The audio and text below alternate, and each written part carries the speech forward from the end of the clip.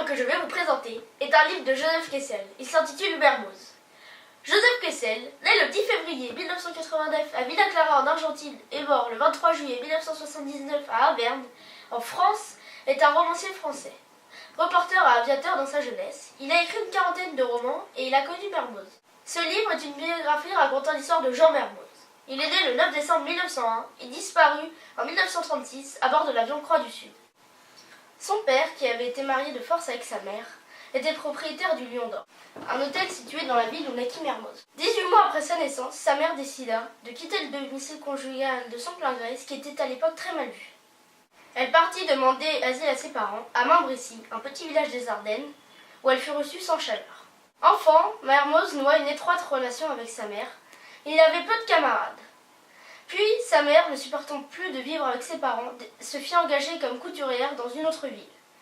Quand elle revint chez ses parents pour aller chercher son fils, ils avaient fui à cause de la guerre, et elle passa donc 3 ans sans savoir où était son fils, ce qui fut pour elle un choc terrible, car elle était étroitement liée avec son fils.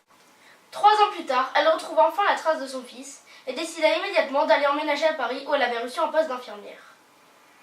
À cette époque, Mermoz était alors âgé de 16 ans, et il s'intéressait à la mécanique, et il faisait aussi des études. Il ne s'intéressait pas du tout à l'aviation. C'est un de ses amis, nommé Max Delty, qui lui suggéra de faire carrière dans l'aviation. Comme il ne savait plus trop quoi faire de sa vie, il décida de s'engager. À 18 ans, il s'engage dans le camp d'aviation d'Istres. Les instructeurs ne sont pas du tout intéressés par l'aviation. Ils ne comprennent pas l'engouement des recrues. Ils essayent de les décourager, mais Mermoz est doté d'une force de caractère et il est fasciné par ces machines volantes. Mermoz, pourtant, pilote exceptionnel, obtient son brevet de pilote au bout de sa 3e et dernière tentative. Une fois pilote, il part pour Palmyre en Syrie, le 4 décembre 1921. Et il va y retrouver son ami d'apprentissage Courceau. C'est à Palmyre qu'il va vivre sa première grande aventure. Son avion s'étant crashé dans le désert, son mécanicien et lui vont devoir rejoindre la base à pied, et avec de maigres réserves de nourriture et d'eau, à 180 km de Palmyre. Dans ce livre, on trouve 3 grands moments de la vie de Mermoz. Ses débuts dans l'aviation, son recrutement par l'ATCOR qui plus tard deviendra l'aéropostale, qui s'occupait de livrer le courrier par avion au lieu de par bateau, car à l'époque par bateau cela prenait beaucoup de temps. À l'époque, il pilotait des Breguet 14, ce qui était très compliqué, car ils avaient la tête à l'air, ils n'avaient pas de cockpit, c'était des vieux avions, et la moindre erreur pouvait être fatale. Surtout, il n'avait pas beaucoup d'instruments pour se repérer. Il possédait juste peut-être une boussole, un indicateur d'altitude et l'indicateur de la jauge d'essence.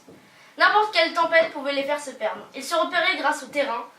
Ils retenaient chaque dune et chaque arbre, ce qui leur permettait de savoir où ils allaient. La grande deuxième partie de sa vie, ce fut ses aventures pour fonder la ligne en Amérique du Sud, la ligne de l'aéropostale bien sûr.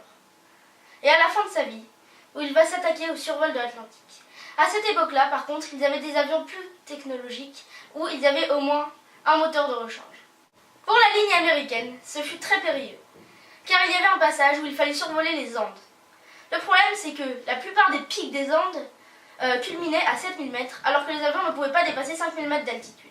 Donc la plupart des pilotes faisaient ça en rase-motte, ce qui était très périlleux et très long.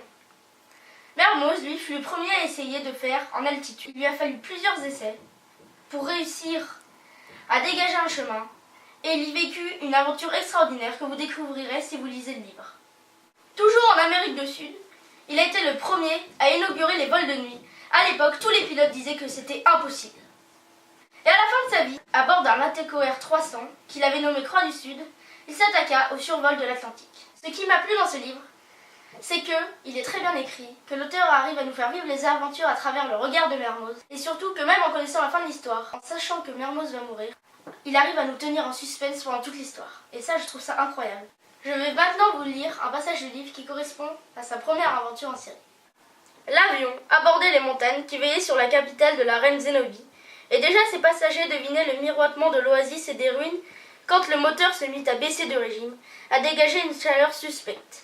Soudain, des flammes en jaillirent. Mermoz coupa tout, se mit en glissade, éteignit l'incendie. Il se trouvait alors à 1800 mètres d'altitude. Héliscalé, il plana, repérant un terrain possible, se posa convenablement sur une sorte de selle entre 2 pics. Mermoz commença par rassurer son mécanicien affolé. « Nous ne sommes pas loin de l'escadrille, dit-il. Je te tirerai de là, je te le promets.